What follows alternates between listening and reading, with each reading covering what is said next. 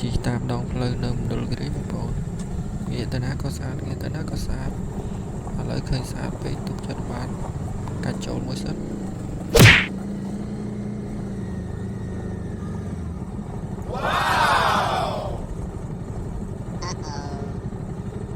ិយាយវិថាទេសភាពនឹងវាស្មៅស្អាតអើយស្អាត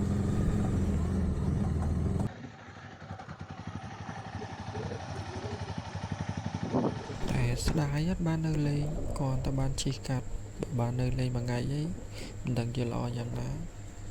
ហើយកន្លែងដែលខ្ញុំទៅនេះគឺអត់ឆ្ងាយពីខ្នល់ជាតិប្រហែលទេគេហៅអូលើ